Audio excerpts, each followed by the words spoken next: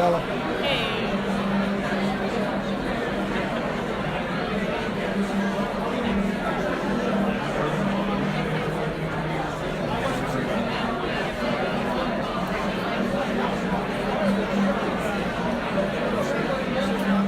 You're live on the line.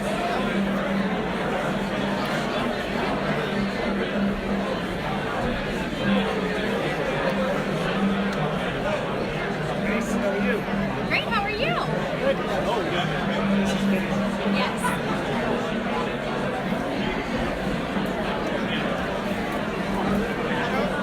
I don't know what to do because we have a slideshow, but they're showing the video up there. I'm guessing it's gonna go longer.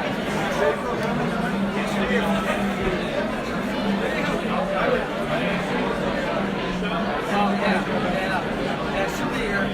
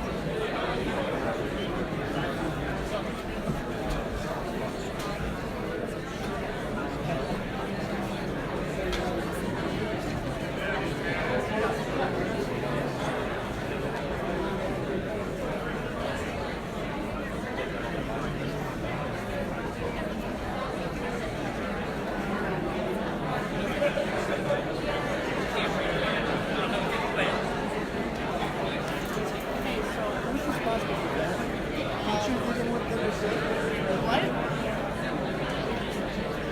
Hey, Ben, you want to come up when we start, or do you want to be coming up later? You're ready to go. sure. That's at the Are you is it supposed to be at the beginning? Okay. It's in the middle of it's after Mike Fusselbaugh talks. Okay, good. So you start, and then you bring me up. Well, are you going to sit up here? I think I'm down. We already have all of it. All right. Thanks for being here. Thank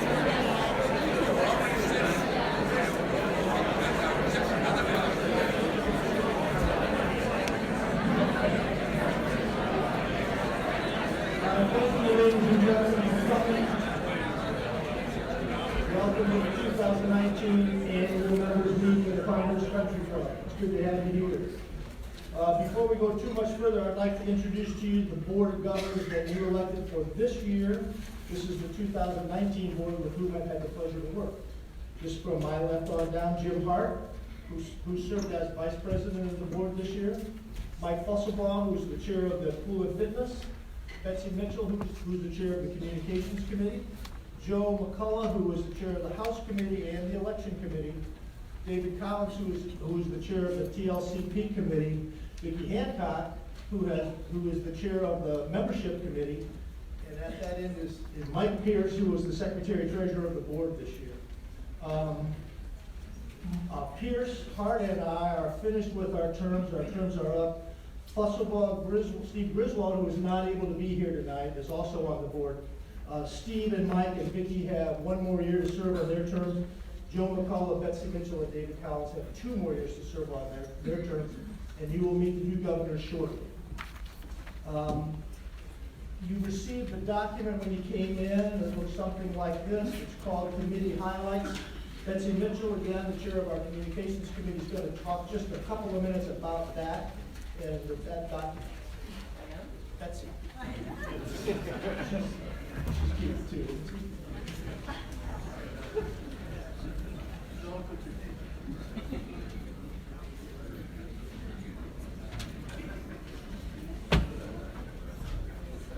Thank you, Gary. Can everybody hear me?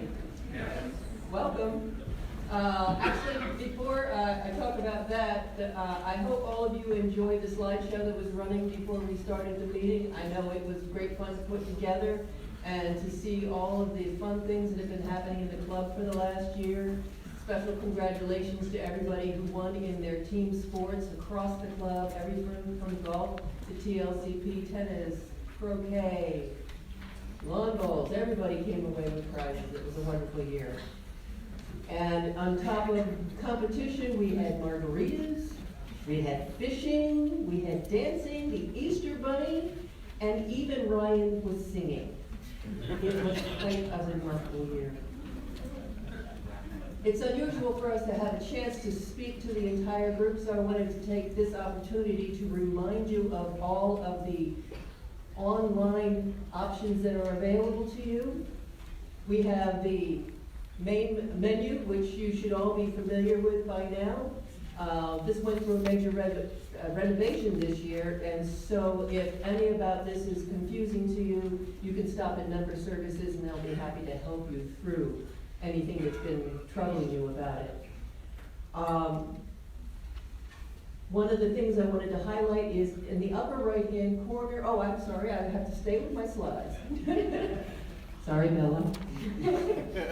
One of the other websites that are available to you either on your smartphone or your iPad is the Club Essentials, which is still the same content of the main menu, but it is compressed down to Club Essentials, the things that we have discovered that the members use most often.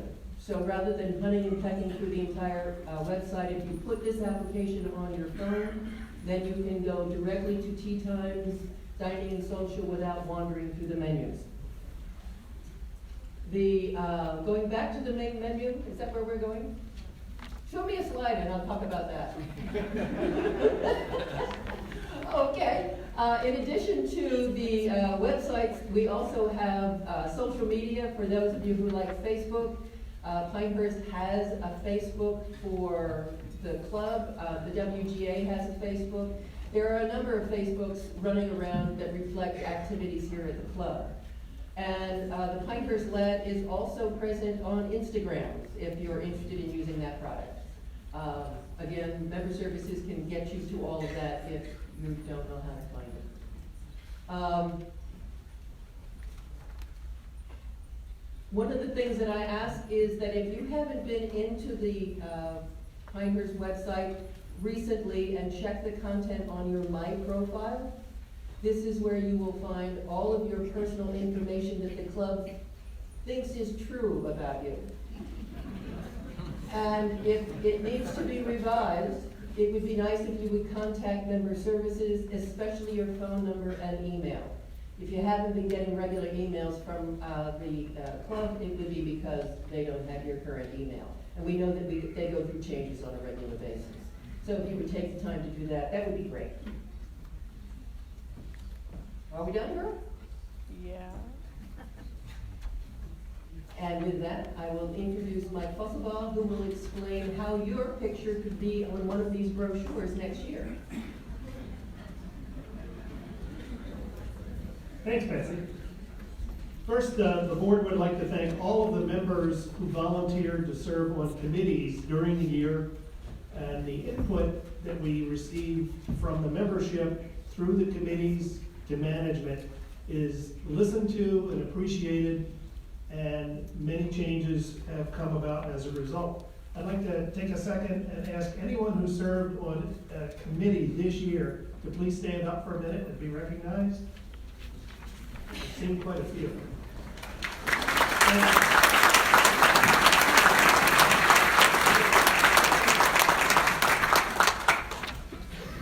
year we talked at this meeting about a new process that we started, and I'm very pleased to say that so many people took us to heart and signed up to be on committees. We had a lot of brand new people joining, and I think they got a lot out of it. As we prepare for next year, the governors will be identifying a chair of each committee and a assistant chair of each committee, and then we'll go through the process of gathering committees, picking the dates and things like that.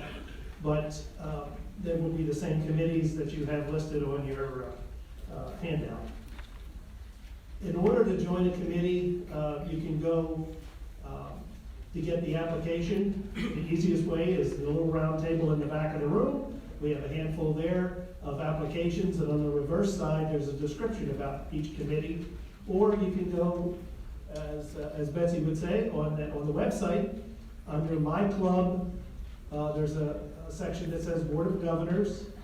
You click on that, and you will see in there a description of each committee, a description of the role of a member on a committee, and an application form. And you can sign up, request your top 1, 2, 3 interest areas, and you'll get assigned to a committee at that point based on how many people we need and how many we have returning. We'd like to have committee representation from all levels within the club, the signature, the full golf, the sports, and the social, and we like to balance them wherever possible. If you have any questions about committees, the governors will be here for the refreshment hour, and we're glad to answer any questions. And we look forward to many new folks signing up this year. And now I hand it off to Joe McCullough.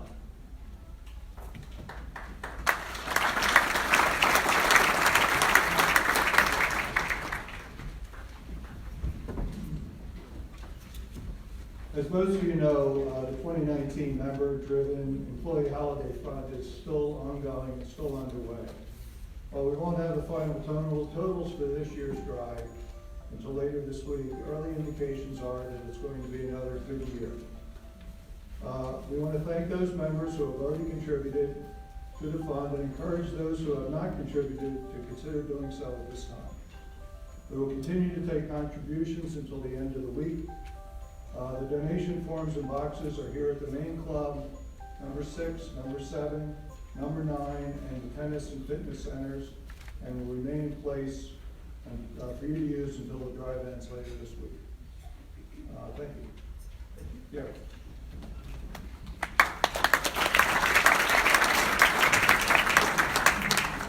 Just like last year, Joe and his team did a wonderful job on that employee holiday fund.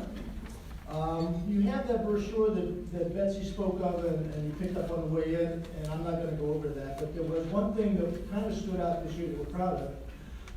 Excuse me, we talked about this for years. We have now adopted the club within a club philosophy, so that if you're a group of members and you have some common interests, perhaps you can join together and have a club. For example, we have the Pinehurst Fishing Club that's been around for a little over a year, and they're very successful.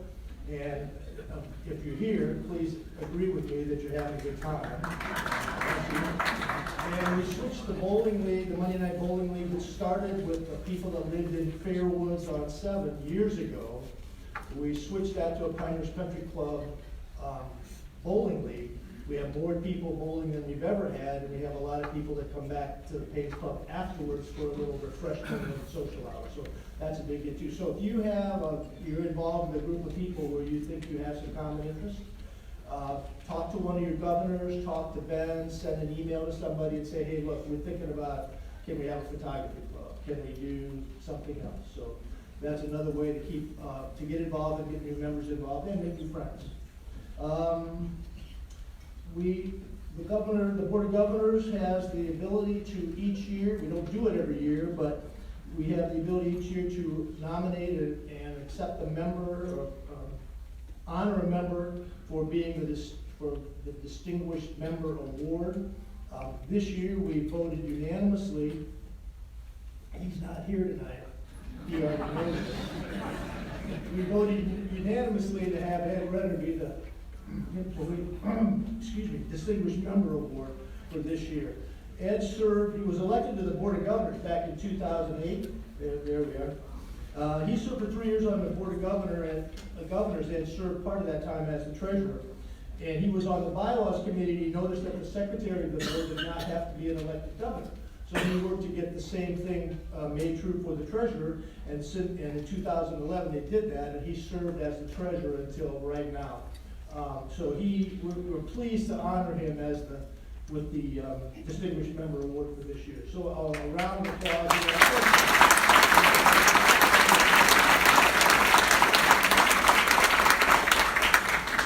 And he's been most ably replaced by Kevin Shumkas, who has joined us this year and will be around, we hope, for quite a while, performing the volunteer function of being the treasurer of the Board of Governors.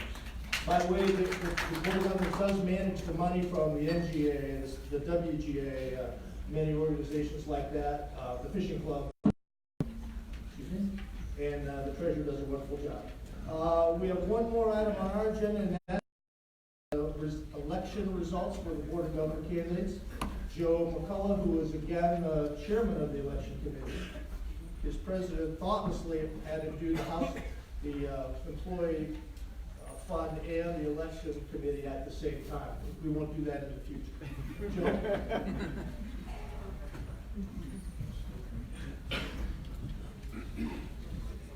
Thank you, Gary.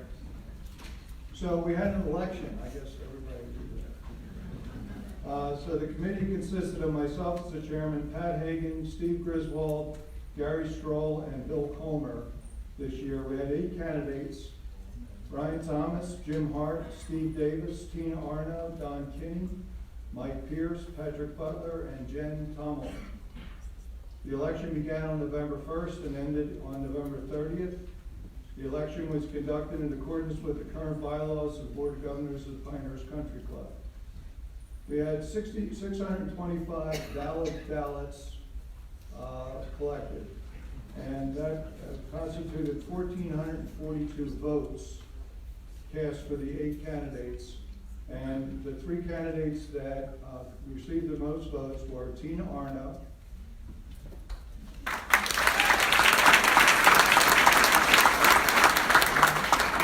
Jen Tomlin,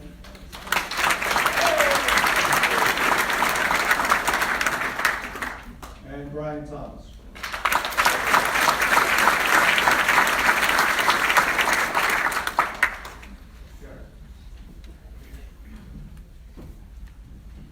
Okay, one last thing, and I turn it over to Ben. We met tonight, the governors for the 2020 board elected their officers. They elected Steve Griswold as their president and Joe McCullough as their vice president.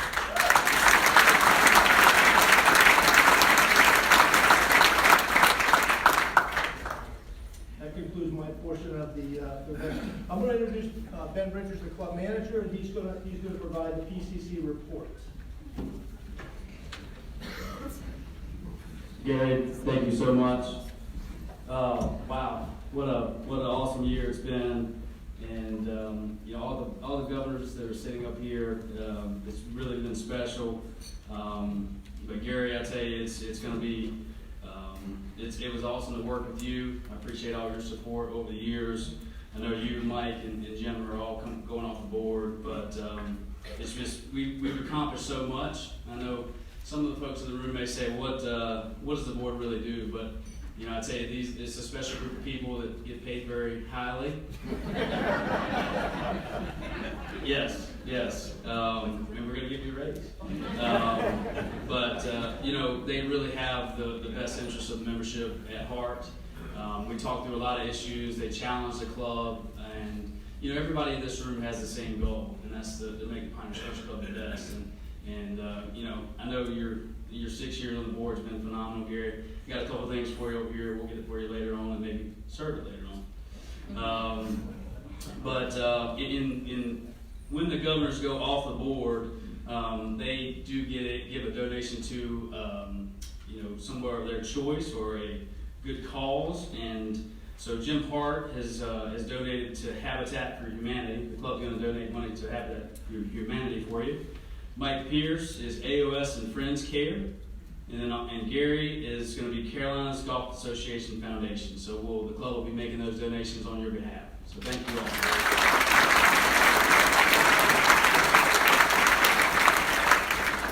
You know, two of the most important things I think to think about when we talk about the Board of Governors is and what they've helped institute. But a few years ago, we talked about doing committee tours, and you know, I know everybody in the room has a golf professional, a staff member that they talk with, and you know they get more information through. But you know, the committee tours, if you're on the committee and you serve on the committee, we go through Bob Ferry and the grounds and golf course maintenance. We got Chef Doug back in the back, and then you know, we go through the different areas of the club and really showcase what it really takes to run this fine property.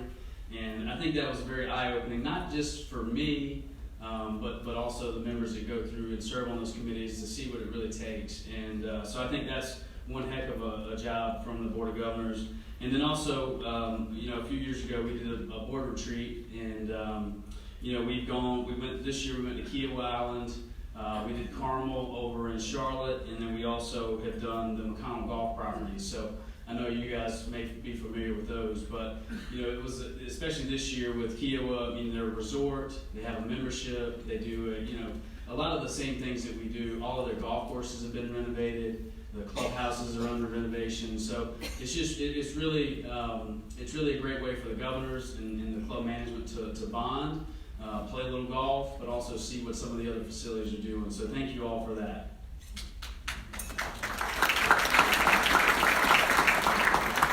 You know, when we look back, you know, 2011, 2012 was when Pinehurst No. 2 started going under the restoration, and wow, what it's done for the property. But next was the membership renovation. In this building, this room, the 2B room, the club, it kick-started what's happened over the years, and I couldn't be more proud of where we are and what we're doing. You know, it's going to be 5 years of the pool complex next year, which is just tremendous. And you know, it's just, you know, we as management know that the membership is a third of our business. And so I just wanted you guys to hear that, and that has been a special part of what's happened here. I know everybody looks around in awe of what we have and what we do day to day, but I was standing out with Bob Dedman one day, and I said, man, you got to be really proud of yourself. I said, because there's someone from this side of the building all the way around to the deuce, the cradle, the putting course, and that's what it should be. You know, this is a special place, and so. But I wanted to say that just because I think that the restoration and the membership has really kick-started that.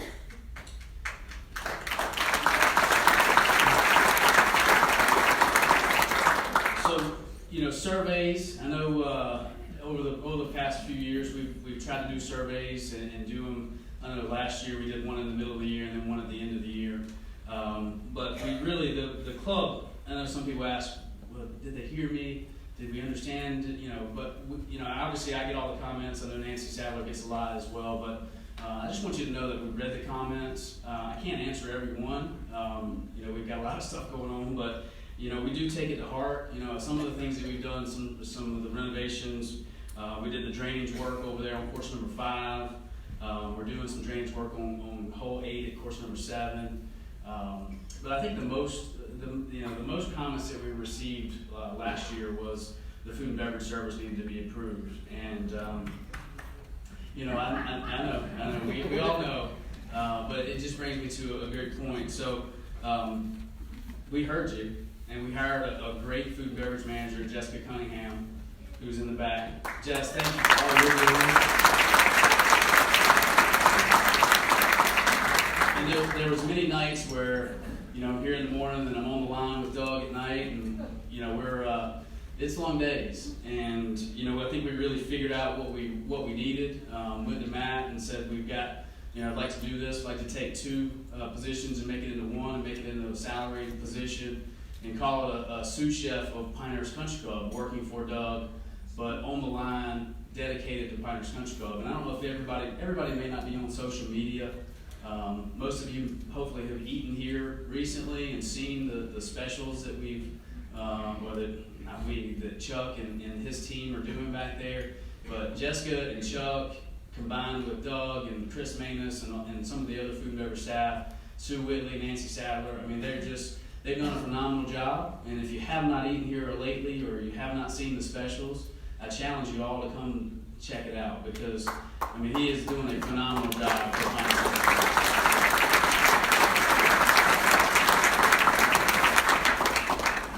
You know, staffing's a big deal. I mean, when you have a club this big, we lost. I know some of you may have joined with Dan Purdy, who's our membership director, a few years back. Dan came from Firestone, and when Dan decided, you know, him and his wife had his first child, and he needed to go back home to Cleveland.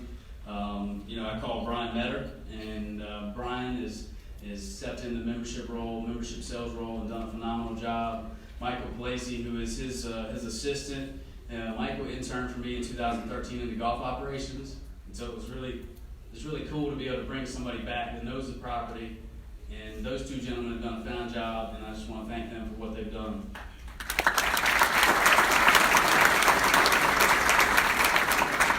And then I know I hope this is a fan favorite. I'm pretty sure this is a fan favorite, but Ryan Duckworth, having Ryan come back and really run the operations over at 7 and 9. You know, he did a fabulous job as a golf professional. He was the first guy that I called to come back and take this job, and you know, he's done a great job. I mean, I know most of you probably have met Grace, who's in the room here tonight. And Ryan hired Grace, Sarah Litton, and Chris Dietrich. And you know, if you're a Signature member or 7-9 member, you know, I think you're going to be really excited about what they've got going on. I mean, lost really the entire management team except for golf. We rehired them, and they're doing just a great job. So Ryan, thank you for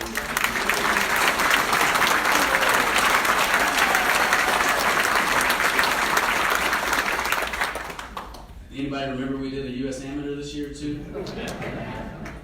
So I mean, you know, it's special. I mean, I can't tell you how many moments that we had of great, you know, just great fun, great players, just great people, and seeing the folks come and enjoy what we see on a day-to-day basis. And you know, Brian Fahey, who is probably one of the best golf professionals in the state of North Carolina and the country. He's on the PGA Rules Committee and just did a hell of a job for us for the U.S. Amateur. He was our championship manager. And, you know, Brian's been with us for 10 years, and I know when I need something, I know who I call, and it's Brian. So, Brian, thank you for all you do.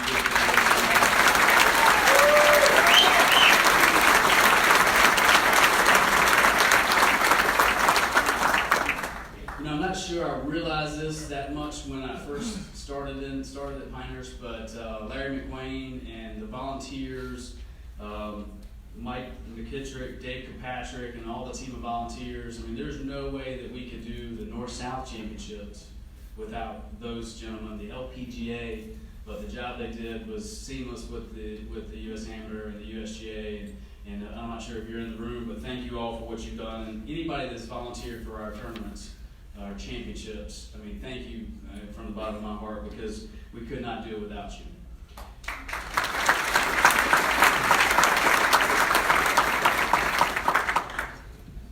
Pinehurst, brewing beer. Who ever thought Pinehurst would brew beer?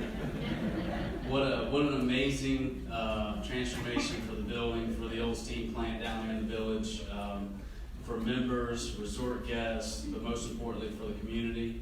Just a great addition to what we have to offer, whether you're a resort guest, a member, or just, like I said, just a local. It's great to have it was pretty cool. I obviously never brewed beer, but for Eric Mitchell, who's our head brewer, to have a 1-year anniversary shirt with all the names of his beers, that'd be pretty darn cool. So it's just been that's just, you know, just added to another great 2019. Betsy showed this earlier, but we decided, you know, 2013 was when we went to online tee times, and we had not had a refresh on our website since that time, and we needed it. And Bella and Nancy, Bella's right over here, but Nancy Sadler just, you know, they were tasked with taking it on. It worked out pretty seamless for the most part. I mean, I know, you know, you're always going to miss a few things, but I know everybody in the room doesn't want a stoppage of tee times or dining reservations or any events, and I think they did a great job. So thank you to Nancy and Bella.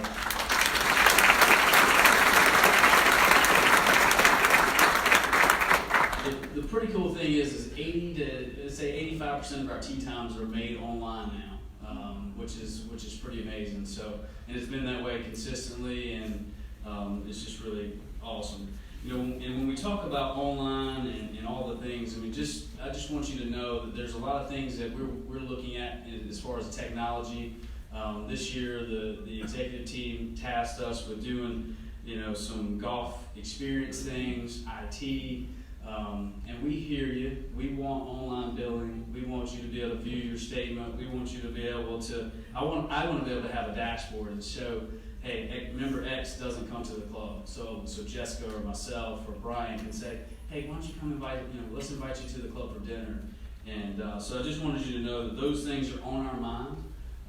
And I think, you know, most of the things that are necessary are coming down the line. So please be patient with us. I know we like it right now as well as all of you. So please be patient as it comes along. The One Club transformation. I know we sent out a couple emails about Pinehurst Country Club. You know, basically the 7 and 9 board being no longer. You know, what does that mean to the club? But basically, the Pinehurst Country Club is a club that has membership categories. Signature, full golf, sports, social, they're all categories. So we decided to do away with the 7 and 9 logo and have one club. And so I know there was some concern about, well, am I going to lose my benefits? Do I get other benefits? I just wanted to clarify that, you know, if you paid for your signature membership, you have access to 7 and 9, those restaurants.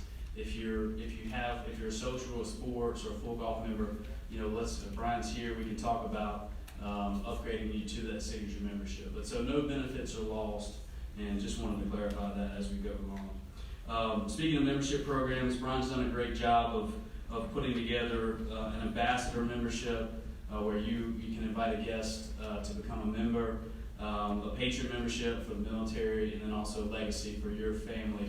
And if anybody would like to talk through that with him, he's here and he'd love to talk through it with you. You know, when we talk about growth, it's pretty amazing the TLCP committee and what they've done. This tennis, lawn sports, pickleball, and croquet. Pickleball in 2 years has grown 225%.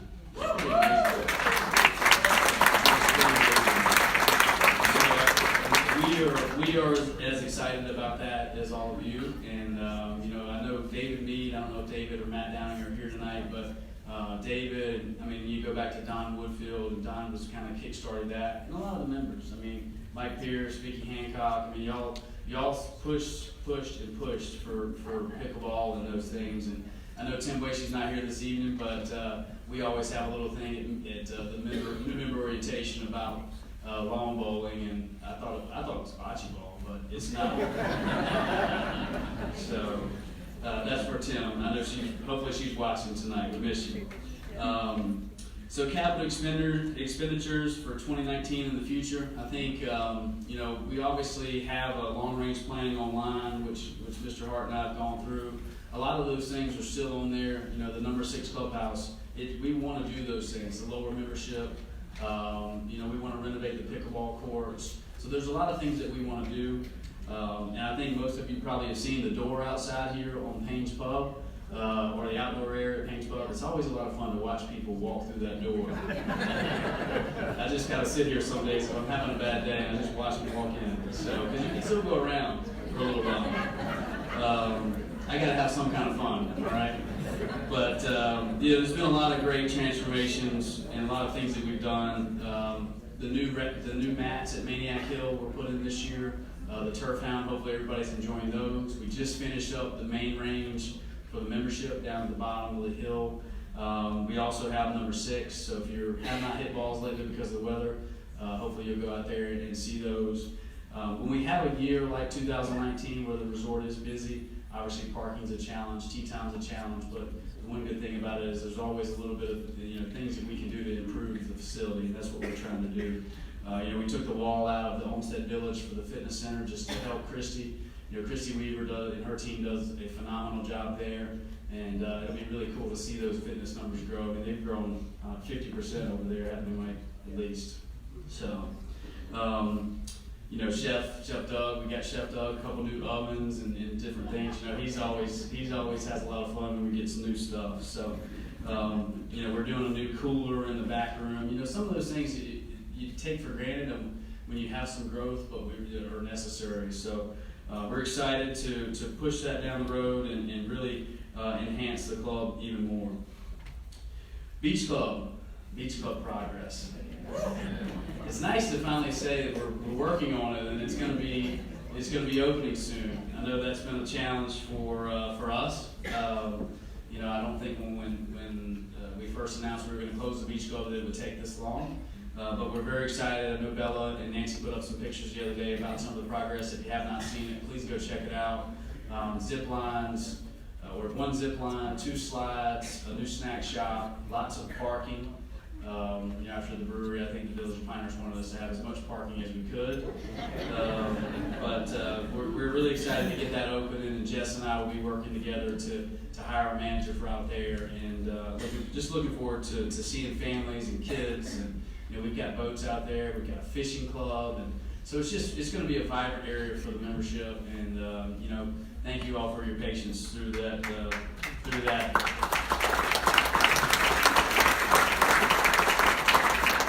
So number 4, you know, we just had another anniversary of Pinehurst number 4. I don't know if people may or may not have saw, but number 4 was ranked last year the best new golf course.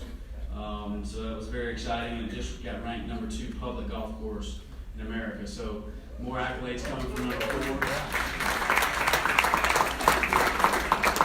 I know Matt Barstow is not here, but Matt and David and the team have done a phenomenal job working on pace of play, trying to enhance it. I understand, you know, it is a hard golf course, and you know, with Carts on Path, it is a little challenging, but we're committed to making the pace as good as it can be.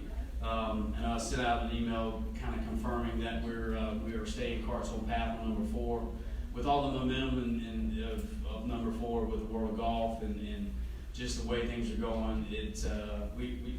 We heard you. We heard the comments, and we listened. We got together and we talked about it, and at this time we just felt like it was the right thing to do to continue on that path. So I know it's a controversial topic, and I'm sure I'll get some questions about it here shortly. Credit book. I know credit book. I know there's been some rumors about whether it was going to expire, etc. So if you have used your credit book up, I apologize, but it's not going to expire this year. We will move into the 2020, and then hopefully we'll get a policy change for you. So just wanted to clarify that. I know I've had some questions about it as of late. The number 9 clubhouse. I think I stood up here last year and told you that we'd be doing some construction at the end of this year, going into the winter, and it has not panned out, which I don't normally like to say things that don't come true, but you know, as we looked at what really it was going to take at number 9, we had to just sit back for a second and say, what is the right move? Where do we go? We don't feel like the building is unsafe by any means. You know, we know that the outside of it looks. Ryan and I walked it the other day just to kind of go through and say, you know, we are committed to making that building the best it can be. We just need to, there's things that we need to do to address it immediately. The one thing when you talk about the drainage, so we really needed to figure out, and it's good, Calvin Berkeley, our project manager, we've gone out there and identified some of the areas where it was not draining appropriately, but if we can get the perimeter where the water's not coming in and it's going out, that will be the first step, and then we'll move to, I know some of you may have gotten a letter if you live at number 9 about us having a meeting. It kind of blew up on us a little bit. I was going to meet with a couple, but you know, at this time we're not ready to say what we are going to do or what we're not going to do. But like I said, we know that we need to do something, and as soon as we've made a decision, we will let you know. So, golf course conditioning. I don't know if Bob Farron and his team are here tonight, but again, another tremendous year on the golf courses. I mean, all 9 golf courses. I really love the Bermuda grass because you don't have to worry about killing the greens in the afternoon when it's hot. You can focus on some of the other things. You top dress it, you roll it. The speeds are good year round. You don't have to air fight a whole lot, so you know nobody likes air fight greens. And so thanks to Bob, Kevin, Alan, John, John Jeffries, and those guys that just do a phenomenal job.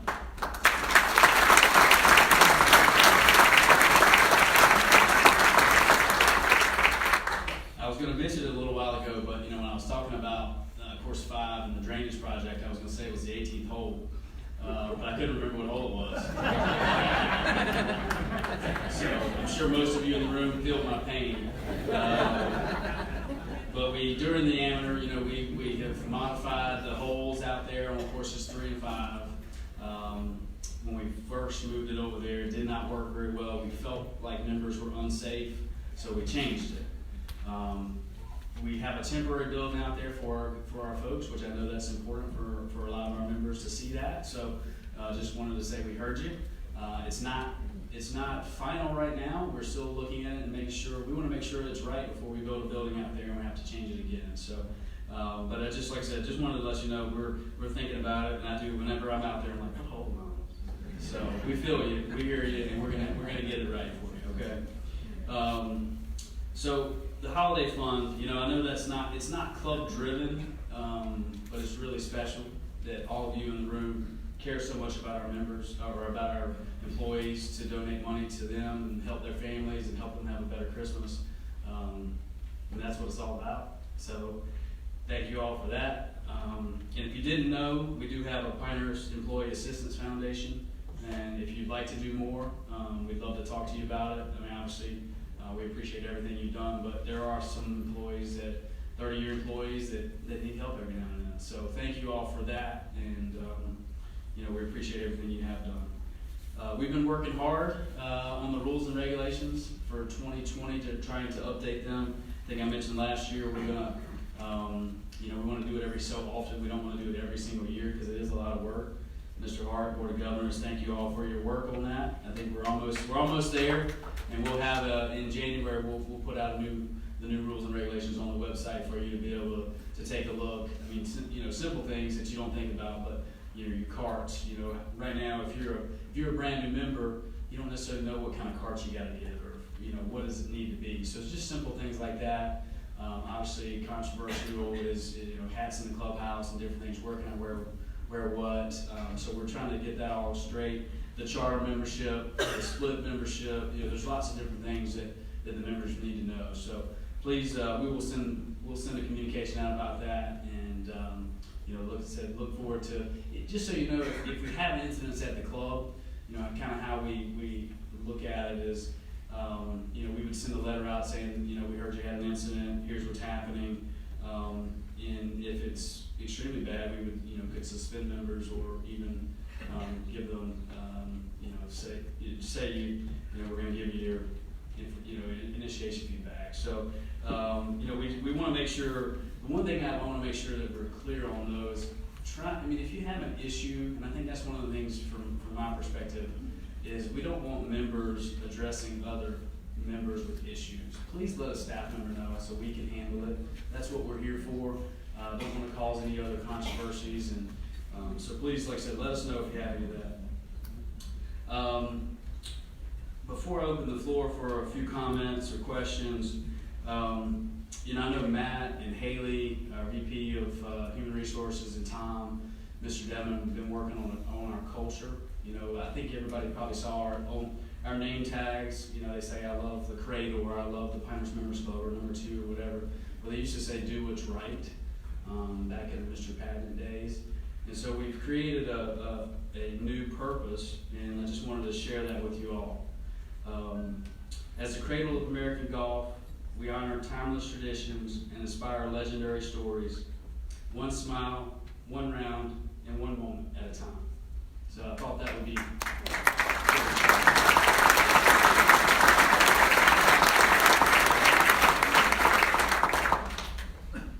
well, I think I've got emotional enough, but I thought, like I said, I think that's pretty cool. It always makes me think about Larry Goins and Pro on that front. Those guys are where it's at. When you talk about people, and that's what it's all about. So, at this time, I'll open the floor to any questions or comments. I think, Josh, do we have a microphone we could pass around on the table right here?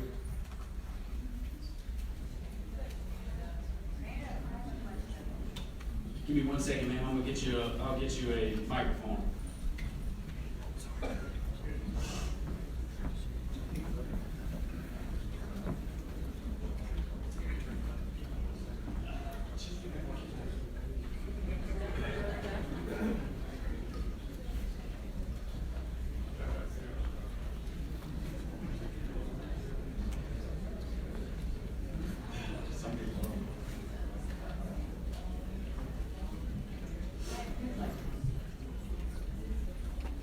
Mic isn't on. Okay.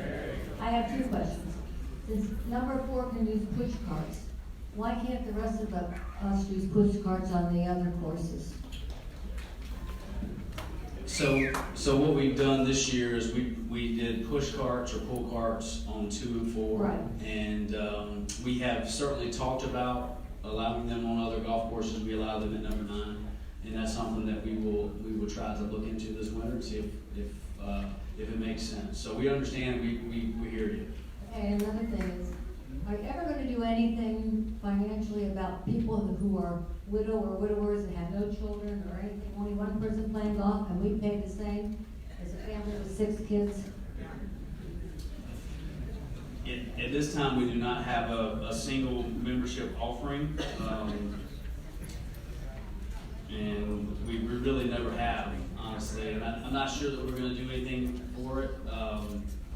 You know, we did, the one thing that we're looking into is trying to, if you've been a member for such and such a time, you know, a total number, and then maybe your dues would stay at the same level. So I'm going to write some of the questions that I don't answer, I'll write down, and we'll send you some comments back, okay?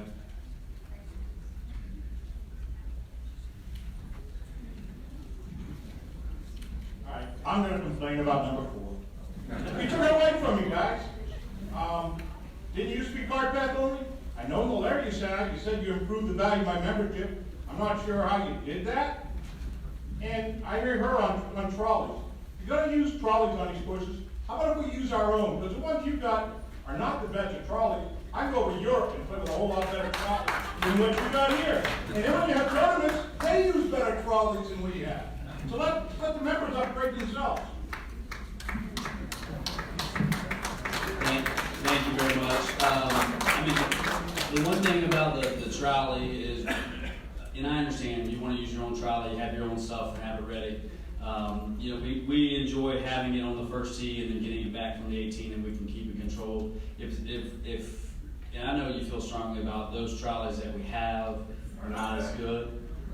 So I'll go back to the drawing board and see what makes sense.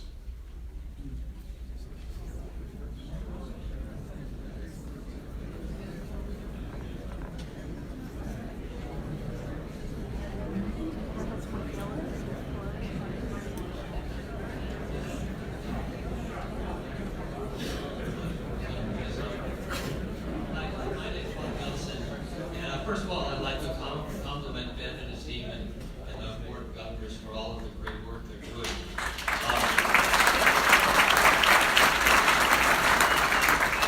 As they know, I'm also a person who would like to be able to play course 4 again. Right now, I have arthritis in my left hip and I can't walk the course. And so I started looking into solutions on how I might be able to do it and how many of the rest of us might be able to play course 4 again. And there are some, and the trolleys is one way, good trolleys. Motorized trolleys is another way that would even help us even more. But there's a course in Connecticut, a municipal course in Connecticut called Wittenberry Hills. They use a geofencing system, which allows them to have regular golf carts on a course that's one of this is top course in public course in Connecticut. It is also one of the top in the country. And they, with geofencing, golf carts can be driven only on areas of the course that the geo system will allow. And that would maintain the integrity of the course and allow all of us to be able to play the course. At Woodbury Hills, they only allow the golf carts to drive on the fairways. And they don't allow them to go into the rough. They don't allow them to go within 20 yards of the green. And on the par 3s, the carts are routed, so they have to stay on the golf cart. just like on all of our courses. So I think there are solutions to be able to allow a lot of us who have medical problems or are just getting older to be able to apply course 4 again. It's the most beautiful course here, and it was once known as the members course too. And I just think it's just criminal not to be able to allow us to play it when we pay for it as part of our membership. Thank you.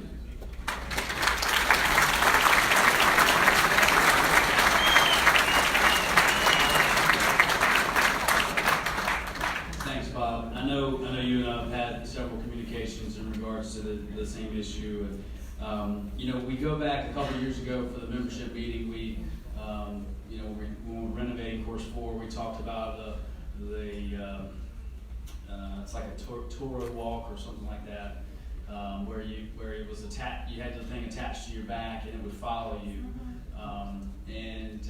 That particular product was bought by Club Car, and we've been an E-Z-GO product for 40 some years.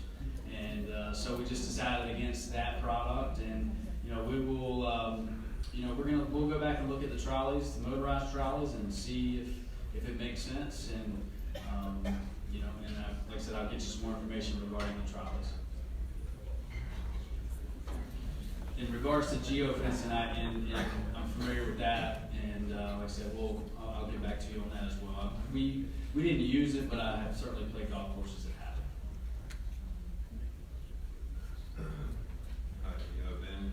My name's Alan Greenblatt. I've been a member here since 2001, and like Bob and many other of our fellow members, we're rather at a loss of words as to why Course 4 is the way it is.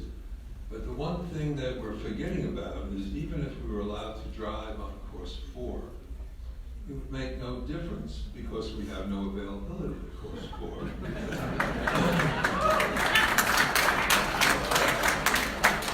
Using the member website in October and using the numbers of 7 hours of tee times a day, 6 tee times an hour, 42 tee times a day. In the month of October, there were 1,302 tee times. There were 159 of those 1,302 that members could make tee times so we could play with each other here. However, there were 77 of that 159 that were diagnosed or directed for members 30 days to bring guests in. So that left us with 82 tee times in the month of October that the members could play with. I went back a month to September. September we had 1,260 available tee times. Using the member website, there were 140 that were positioned for members. Of those 140, 55 were positioned for members with guests. So we're talking about in September and October, which are 2 pretty nice months here, somewhere between 6.5% and 7% of the available tee times on Course 4, which we're all asked to support, we're all asked to think nicely of, but we can't play. Now we can have all the tee times we want on 3, on 1. And when I was a member, when I joined here, I had 6 championship golf courses at my availability. By definition, from Pinehurst, the championship golf course was a golf course that had a par of at least 70. Number 3 is now a 68 par. Number 4, we have no availability for. So what does that do to benefit our membership? And by the way, Ben, you're doing a terrific job.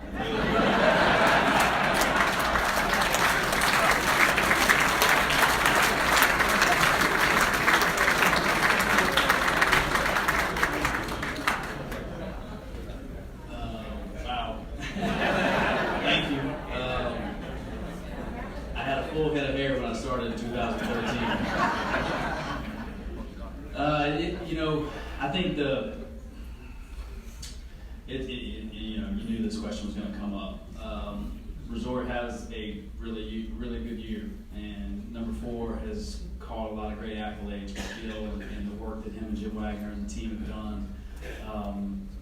You know, I think you know, looking back at the rounds from 2017 before we closed. We are probably 20% down on member rounds on number 4, but there's a lot more tee times. So there's two tee time systems. There's a resort tee time system and there's a member tee time system. The ones that you're mentioning, you're 100% right. You pulled them off the member website. There are tee times with guests and member tee times that if they ask, special.tt.request@pinehurst.com. So there are some other tee times dropped in. It is a challenge getting your foursome or 8 players or 12 players, at 10 o'clock in the morning every weekend on 4, 8, and 2. Number 2 is allocated to the resort April, May, and October. Number 4, with the accolades that it has gotten this year, it's been mostly resort. And we hear that about number 3. I know we've talked about it internally with Matt and Bob Farron about the golf course. Even though it's a par 68, there's not many scratch golfers that can go out there and shoot 68 on that golf course. But the greens are challenging, and so the 4 new greens obviously need a little bit of work.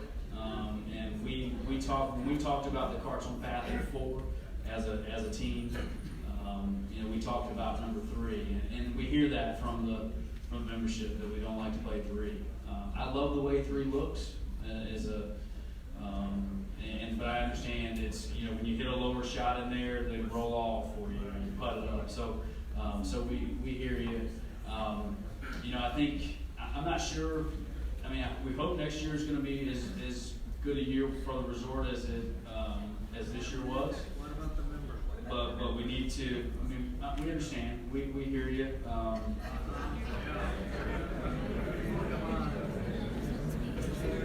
Yeah, I think we've got to find the right balance, and this year we did not find the right balance. It is similar to the Carts on Path. When we tabbed Gil Hans to renovate that golf course, it was meant to be a walking golf course. We should have come out and said it, and we didn't. So I apologize, and there's a lot of things that we talk about and we're doing, and we'll listen, and we're going to go back to the drawing board and see what we can do. The great thing about the club, the member spends up 10% over the prior year, which is probably 20% over 2016, 2017. So the member rounds, just so everybody's aware, are up 13% this year. So the resort's up, the member rounds are up.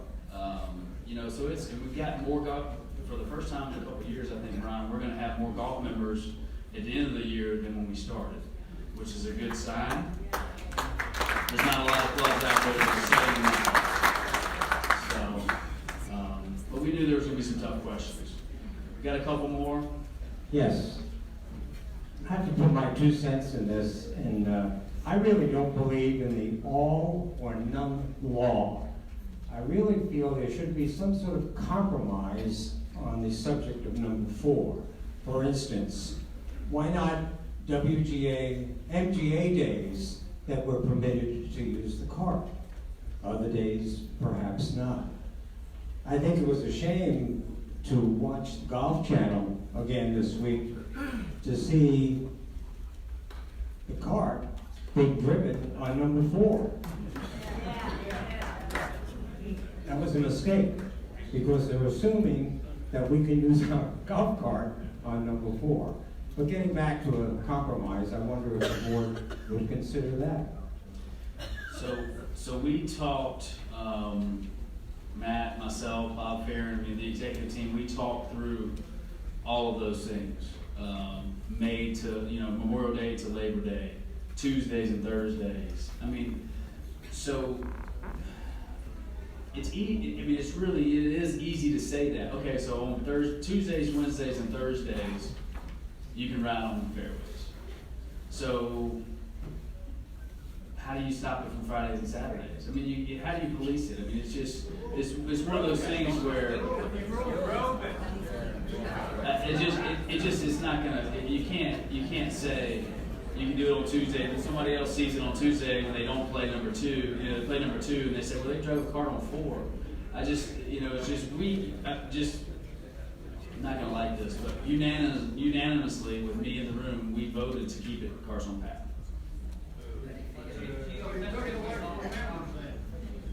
So there's a,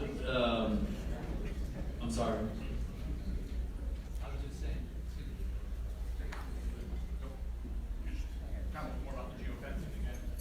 I was just going to say, geofencing would solve that problem. Sure. You just don't allow those cars that have this geocapability on enforcement. So he's basically talking about the geofencing, and so when you've got GPS on the carts, and then you drive into the rough or you drive into a waste area, and it stops you, and it says, please return back to the course. And so he just mentioned that would address some of those issues.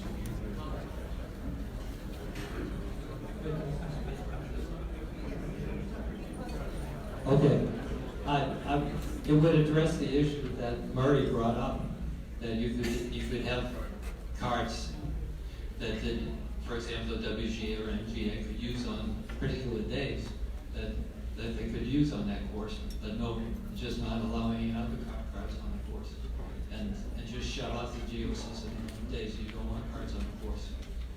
So one of the things we're going to do is we're going to look at the cart paths and make sure that they're in the right spots. We're going to look at some tees like the third hole, the ladies' tee on the third hole, and try to figure out if we can move that. But right now, that's about the extent of where we're going to go. And I know that's not what you want to hear, and I apologize.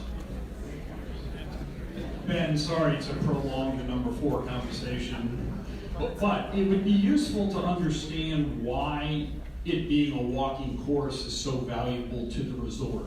I mean, there's a lot of top-notch golf courses all over the world that allow golf carts.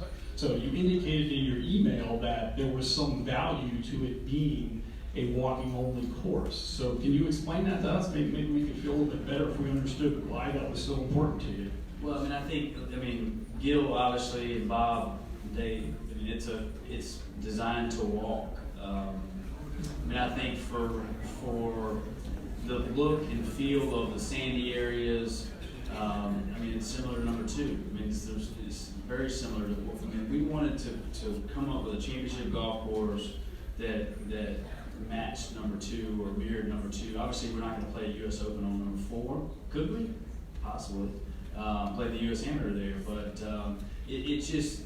that's what it was designed to be. And the value there, yes, there are clubs that are across the country that you can use a golf cart on that are top 100. We wanted to build the best golf course out there, and that's what he's done. We tried to aid with the walking, with having the trolleys, but it's winning accolades. And how do you just, as a management team, how do you decide to say, okay, we're going to change the way we're doing things right now? Because we changed it to go to Carts on Path, and it's obviously revitalizing 2 and 4 in the property. So, it's just, we've just got to do it.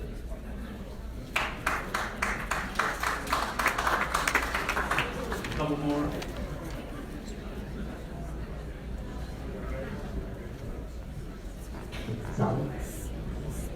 Go ahead. I think we beat them before that. So my question is, what can be done to make the bunkers in all of our courses a little more uniform? I'm not very good at the same. Get a bunker shot on one course, and I'll have a 16 inch if I get a hub in. I'll go to another course, I'll have to put an inch and a half and get a fairly decent bunker shot. I'm not good enough to figure out walking in, but if some work could be done to more unified bunkers, make it more enjoyable.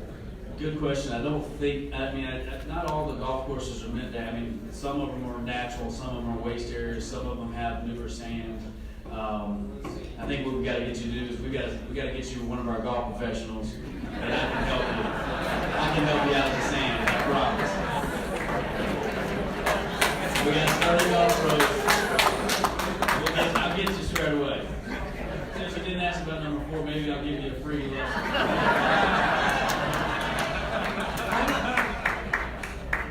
I'm not talking about number 4 either. My question's more about facility safety. I have grave concerns with the lack of lighting between Payne's Pub and Maniac Hill.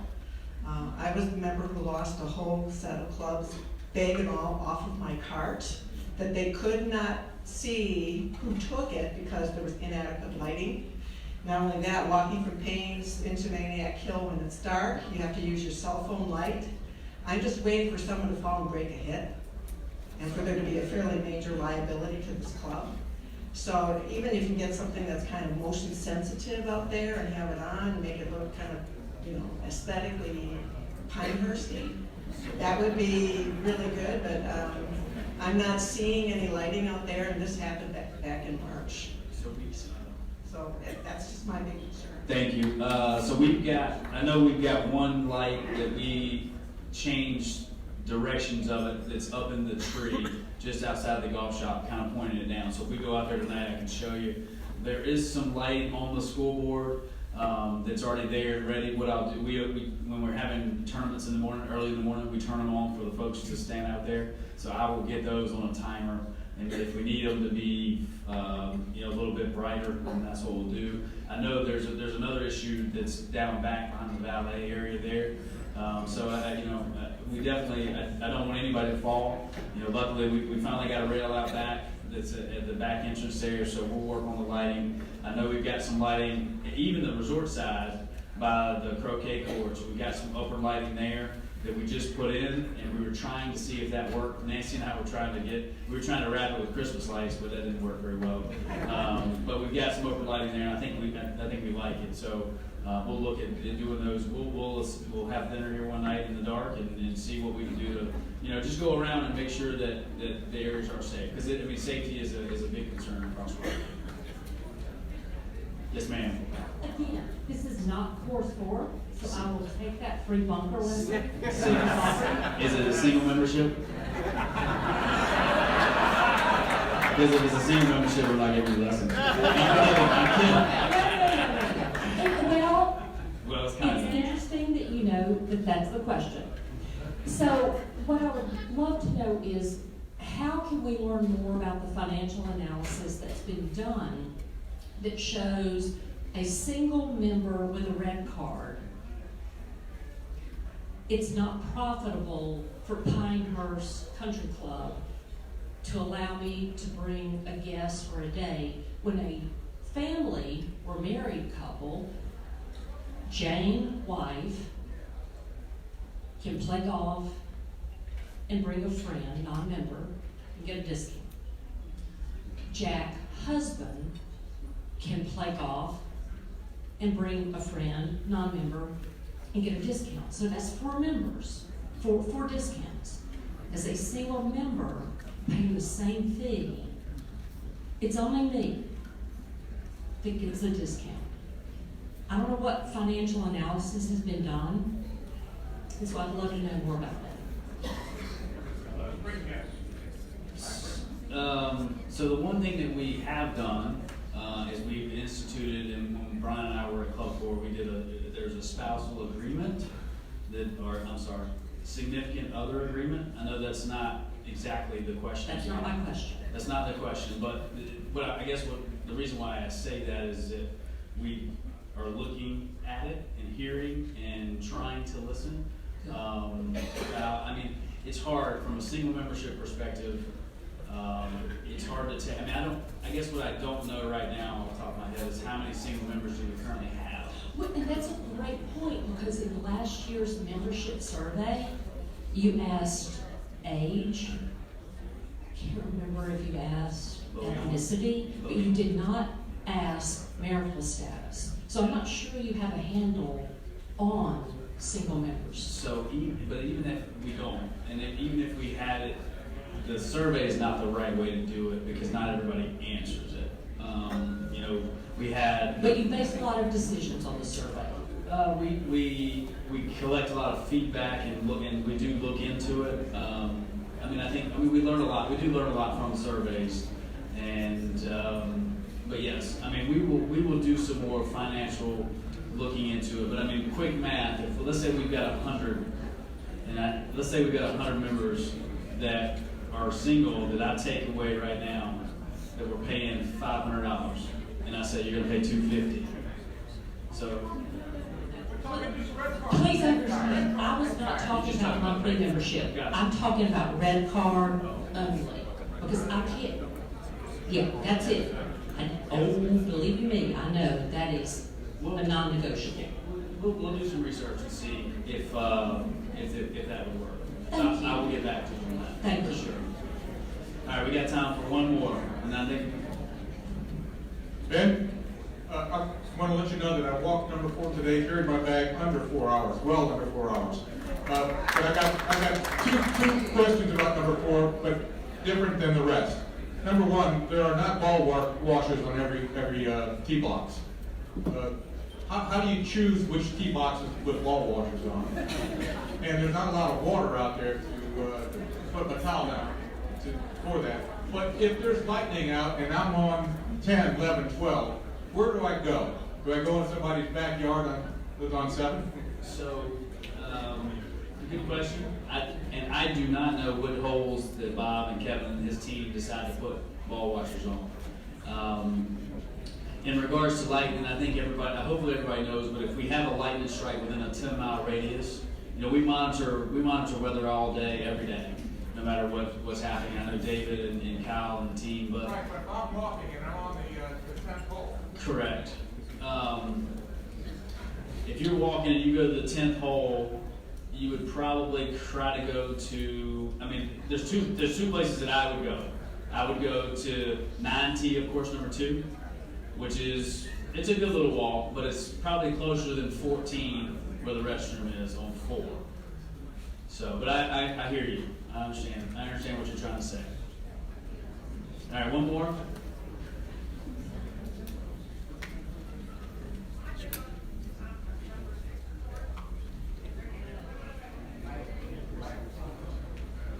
Number 6 course, and at the restroom between 6 and 5 fairways, there used to be an AED there, so if anybody had cardiac arrest, all you had to do was run there to use it. So I got a great. And I was there last week, just walking through, and there's no AED. So here's the thing about the AEDs. Again, safety is our number one. So if my dad and I were out playing golf and he was having a heart attack, we used to put it on the back of the scorecard that says where the location of the AEDs are. There's no way in hell I'd look at the back of the scorecard, my dad's having a heart attack right now. I don't even know, I would call 911. So the first people that respond from a golf operation standpoint are our rangers. And they are all trained, know where they are, and they bring them out with them. So they're on the golf carts. Now, I know you as a member, but so let's say you go and it's on the 6th hole, like you mentioned, and you're on 9. That's not a good example.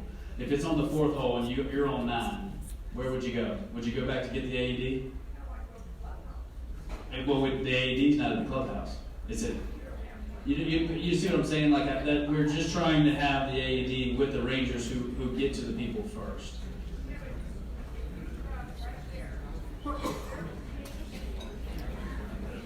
I know, I understand. It's something that I just don't know how not everybody's going to know that the AED is there.